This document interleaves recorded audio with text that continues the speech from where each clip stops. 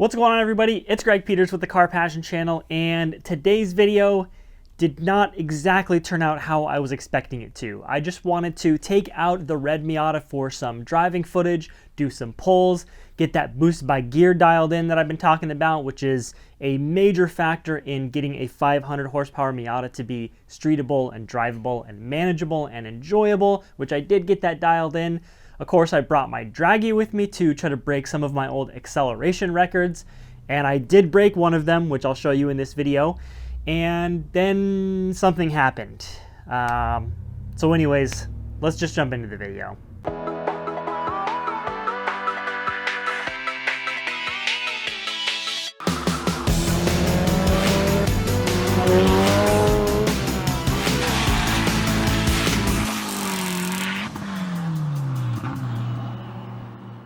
So it started off as any normal day in the red Miata, which consists of rolling it out of the driveway and immediately blasting around town.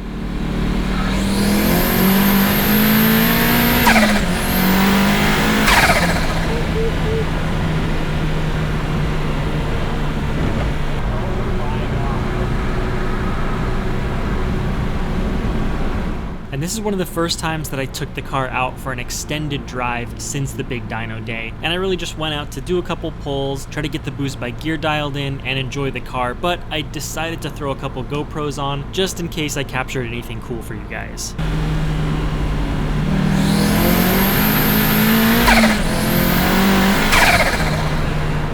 Now, if that ain't fun, I don't know what is. But the next pull is really cool. This is the first pull that I did from first through fourth gear where boost by gear is actually accurately tuned. And what I want you to pay attention to is the sound of the turbo in second, third, and fourth, and how it sounds different because the boost levels are different. In second gear, it's about 11 pounds. Third gear, it runs about 18 pounds. And in fourth gear, it bumps up to 30 pounds. And of course, first gear is still a wheel spin festival, but you really never need it that often anyways. The awesome part here is second through fourth gear is all full throttle with no wheel spin.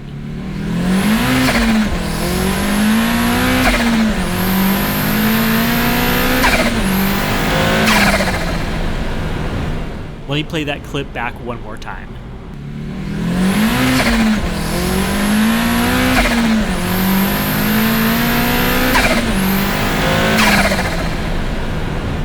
In fact, the car was running so well, I decided to hop across the border into Mexico and try to break my previous 100 to 200 kilometer per hour record.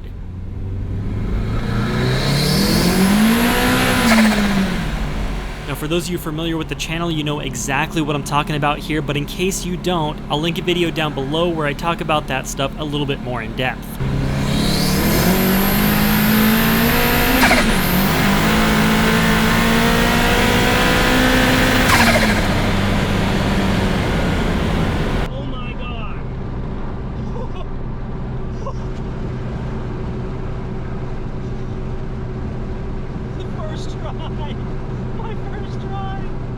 And the reason for my excitement here is because on my very first try, I beat my previous record by almost 1 second. The car just laid down a 5.85 second 100 to 200 kilometer. And if you're saying to yourself, well, is that fast? Or, I mean, speed is really all relative and fast is more of an opinion, but here are a few comparable cars. The 2019 GT500 clocks in at 6.9, 2019 Lamborghini Huracan Evo at 6.3, 2018 ZR1 at 6.0, then you have the 1992 Mazda Miata at 5.85, and then a couple quicker cars like the Ferrari 488 and Porsche GT2 RS coming for you boys next. And just for fun, because I've received multiple comments, people suggesting I should race a Tesla Model S Plaid, just to show you how ridiculously fast these cars are. No, that's not a typo. They do run 3.9 seconds, 100 to 200 kilometers per hour. They are ridiculously fast. But after that run, I decided to try a standing quarter mile just to see if I could clock in at a higher trap speed than my previous record. And after all that supercar smack talk, the joke was about to be on me, because I guarantee none of the aforementioned vehicles would blow up in one pull.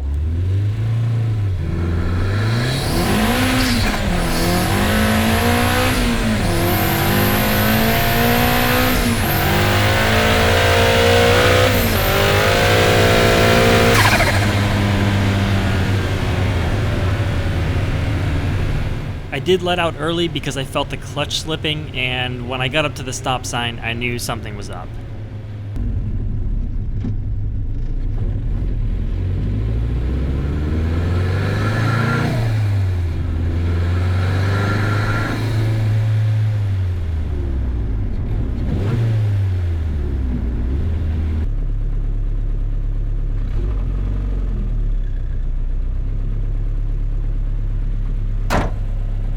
But the car was still running and drivable, so I figured I should just try to drive this thing home. And everything was going completely fine until... Nah, nothing happened. The car actually did make it home. I just wanted to give you guys a little suspenseful moment. Anyways, so it made it home safely, and it was time to start diagnosing the problem at this point. What's up, guys? I'm just GoProing it today, so forgive me if there's any weird audio or weird anything. I haven't started the car yet today. My adventures were yesterday, so I just kind of want to jump into trying to figure out what happened, what is wrong. I did check out the motor mounts and they're fine. The exhaust doesn't seem to be contacting anything because it's still like free moving. So it's just like mowing over what it could possibly be. And I looked at the data logs. The clutch was definitely slipping in 5th gear because when I let off the throttle, the RPM dropped a bunch and it definitely was not wheel spin. So my prediction is that I completely blasted through something in the clutch, and there's something like metal to metal contact between the flywheel and the pressure plate, and all that noise is going through the transmission mount and into the car because it's way louder in here. So I'm just gonna hop underneath, see if I can figure anything out, and yeah, we'll go from there.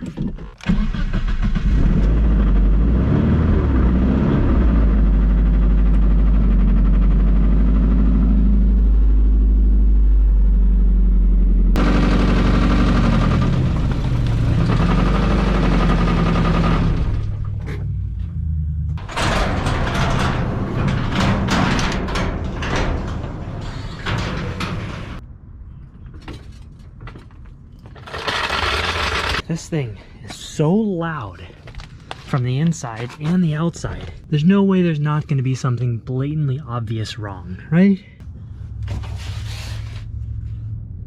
I'm stumped. So weird.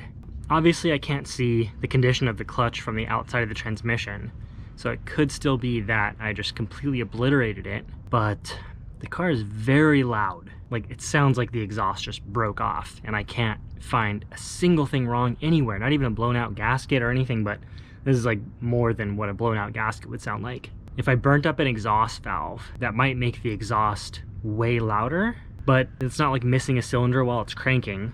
It's idling completely fine, like on 4 cylinders and smooth and everything. And there's a metallic, like, grinding. I don't know. I just don't want to pull the transmission for no reason. Drop down in the comments what you think it is. Hopefully I'll find it in this video.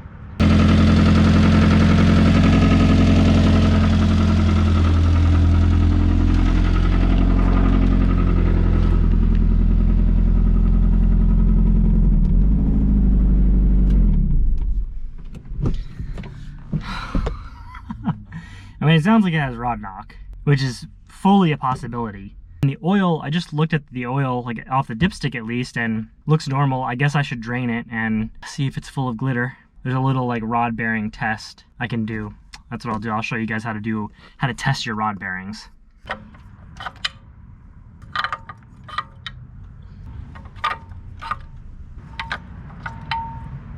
Plugs all look completely fine. That's good.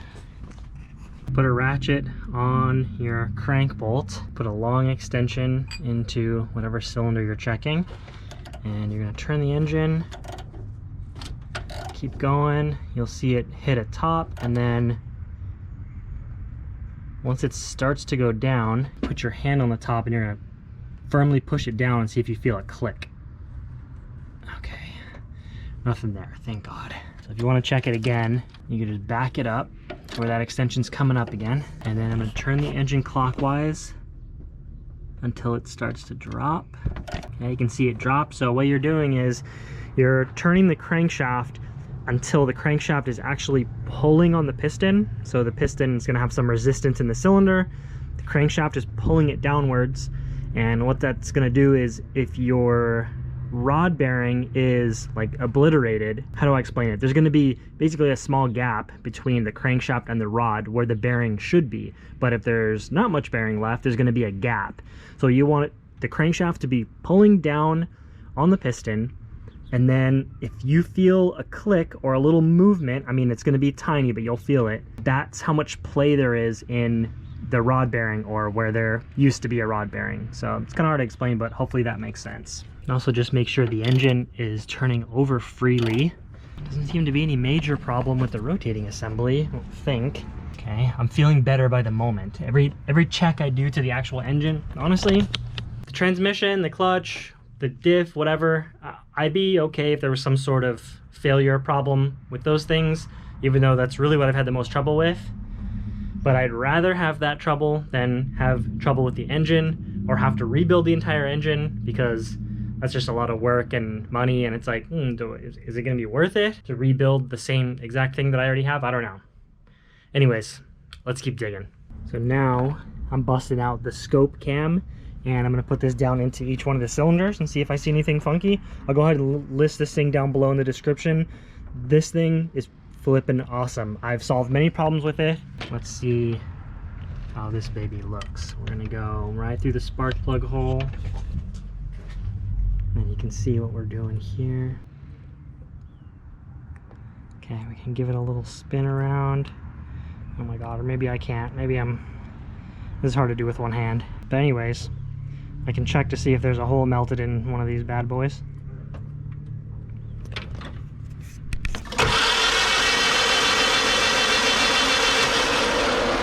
I really don't like to take things apart until I've exhausted all of my diagnostic opportunities. I've seen many times people message me and they're like, yeah, I had a clutch problem, so I replaced my clutch and that wasn't the problem. It was just the slave cylinder. So they basically took a 30-minute job that cost like $30 you can do by yourself and turn it into a 4 to 8 hour job for several $100s, and that wasn't even the problem. So I'm very keen on diagnosing things. So I'm not going to drop the transmission. I'm not going to take the engine out until I've exhausted absolutely every troubleshooting option that I can possibly think of. And I encourage you to do the same, because all this is costing me is a little bit of time, and I can say, hey, I checked this, it's definitely not this. And I can do that 10 times for free. All these different little tricks and stuff. So yeah, that's what you should do as well.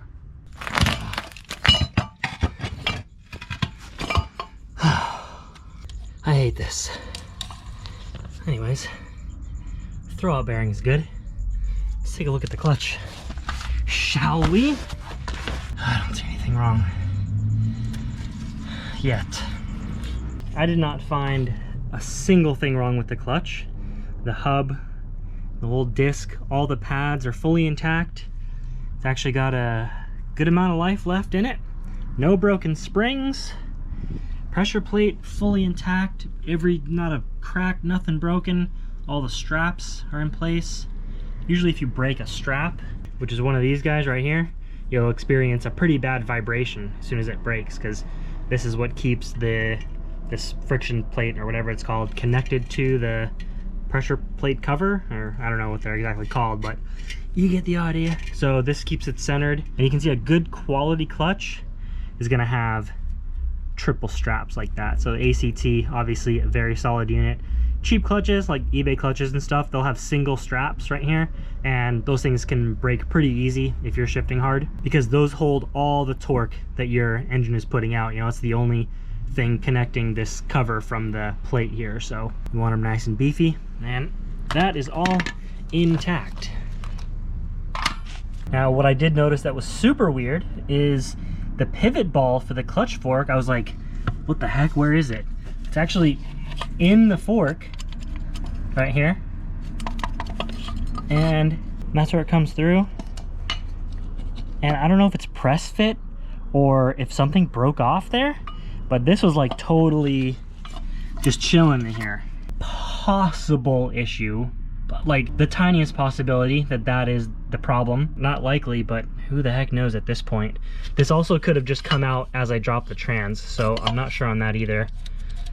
So what I'm gonna try to do now, one cool thing about having the Miata or K-Power Industries ZF transmission swap is the starter is still fully bolted in when the transmission comes out. So I believe I can just start the engine right now. So I put the downpipe back on so the exhaust is fully hooked up, and I'm gonna fire it up and see if it sounds normal or if it sounds crazy. And I'm like, let me make sure it's in neutral. Oh wait, it's definitely in neutral if it doesn't have a transmission.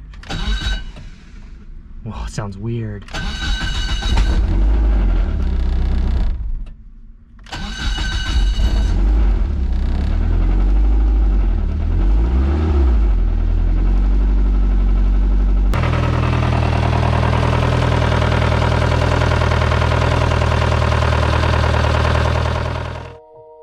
Definitely the motor.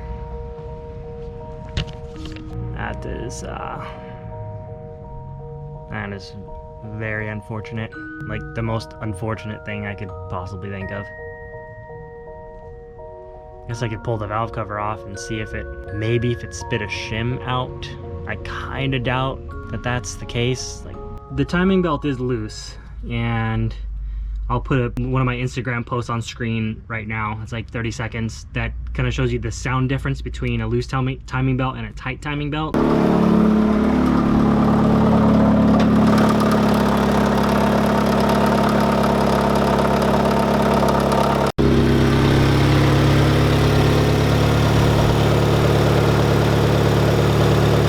So the valve train can actually be really loud if your timing belt's loose, and this is way too loose.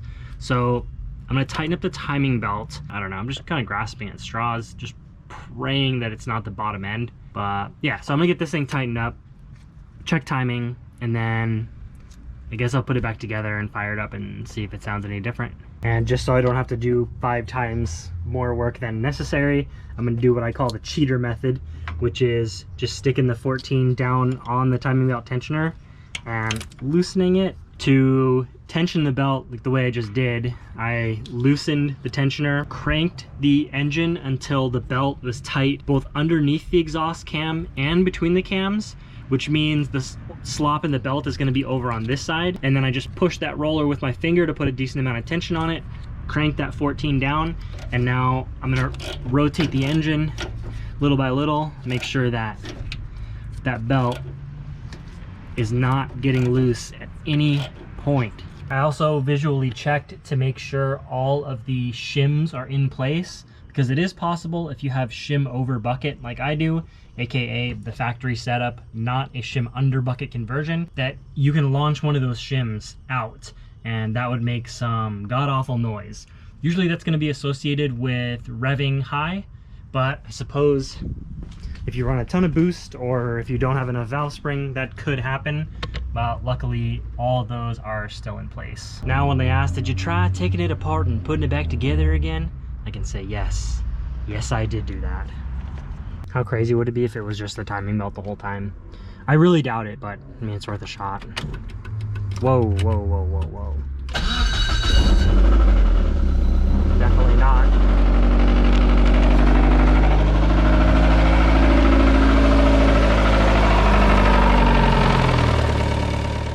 Alright, just to hurry this along here because the video is getting really long, I did several more things, including looking over the data log several times, checking out the whole VVT system, including disassembling the VVT gear completely. I pulled out the cams to give the valve train a closer look. I compression tested the engine, which came out completely fine, pulling the same numbers it has since the day I built it. And finally, after giving every point on the engine a thorough listen using a long extension held up to my ear, I just came to the harsh reality that the majority of the noise is coming right off of the crank nose, so I really think it is something pretty serious.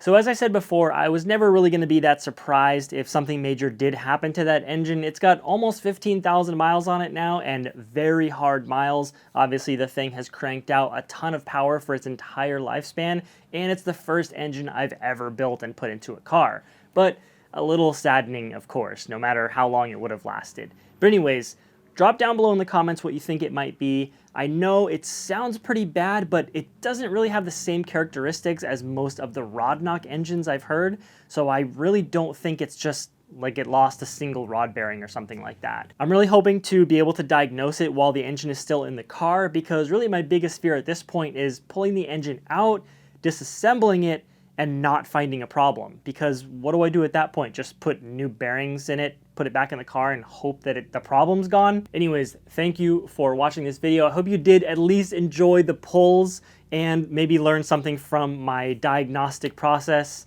I will catch you guys very soon in the next video.